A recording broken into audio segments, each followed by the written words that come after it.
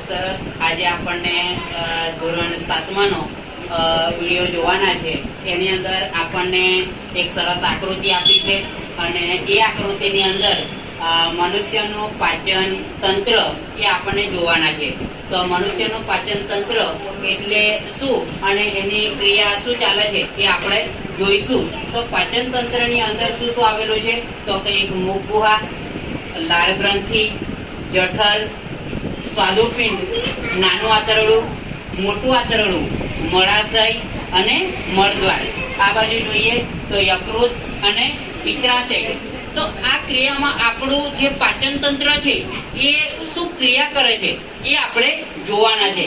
તો એની અંદર મુખ ગુહા જે છે ને એ આપણે જે અન્ન ખાઈએ છીએ એ અન્નને ખાવાની, જે અંદર ખાવાની એ ક્રિયા કરે છે. મતલબ કે જે આપણું મુખ છે ને એ આપણી જે અન્ન ખાવાની એ ક્રિયા મુખ ગુહા કરે છે.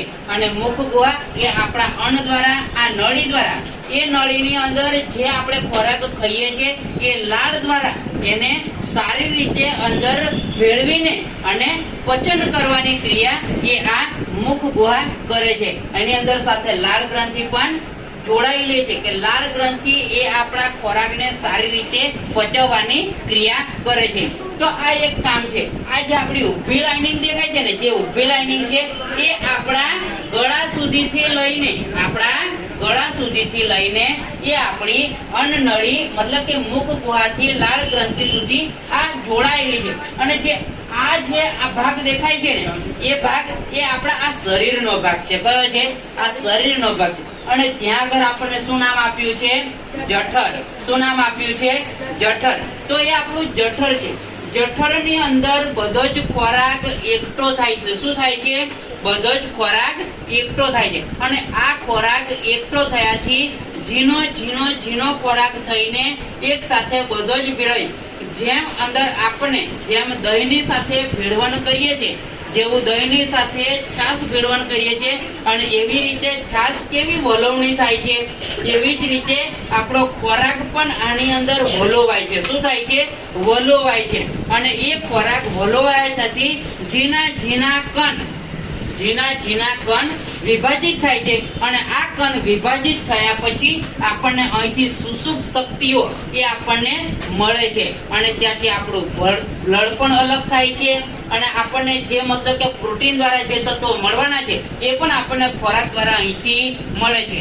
સ્વાદુપિંડ અને નાનું આંતરડું, આ ખોરાક ત્યાંથી છૂટું પડ્યા પછી આપણને જેવું છાશ અને દહીંમાંથી કેવું આપણને માખણ મળે છે એવી રીતે અહીં પણ આપણને અલગ અલગ તત્વો મળે છે. બીજું કે નાનું આંતરડું ને મોટું આંતરડું. નાનું આંતરડું પહેલા આપણને જોઈએ તો અહીં કઈ જગ્યાએ ખોરાક પહોંચે છે અને પહેલા કયા આંતરડામાં પહોંચે છે. તો અહીં આપણને જોઈએ તો પહેલા અહીં જઠરમાં આવ્યા પછી ખોરાક એ નાના આંતરડામાં પહોંચે છે. કઈ જાય છે?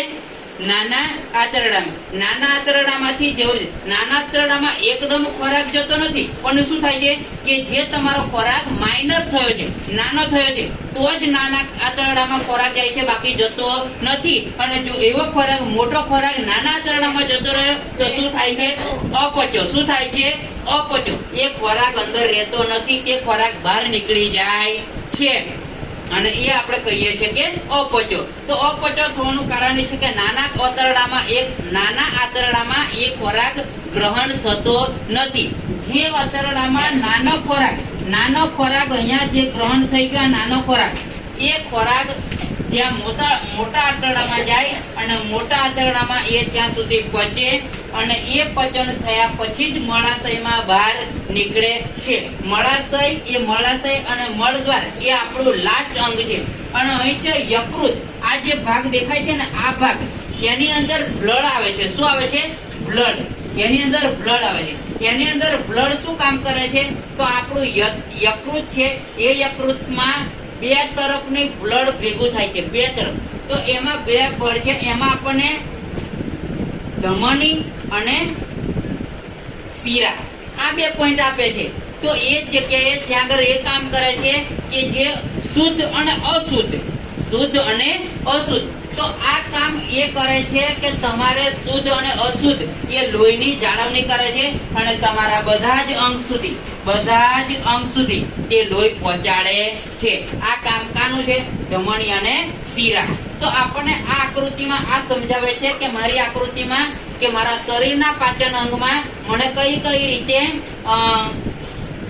સમજ મળી છે. અને આકૃતિ આપણે સરસ રીતે સમજાવી છે કે મુખ ગુહા કોને કહેવાય, લાળ ગ્રંથિ કોને કહેવાય, જઠર કોને કહેવાય, સ્વાદુપિંડ કોને કહેવાય, નાનું આંતરડું કોને કહેવાય, નાના આંતરડાનું કાર્ય શું, મોટા આંતરડાનું કાર્ય શું, મુખ ગુહાનું કાર્ય શું, યકૃતનું કાર્ય શું, શિરા અને ધમની શું છે, એમનું કાર્ય શું છે, કેવી રીતે ખોરાક પહોંચે છે, જઠરમાં જાય છે અને નાના આંતરડાથી બહાર નીકળે છે.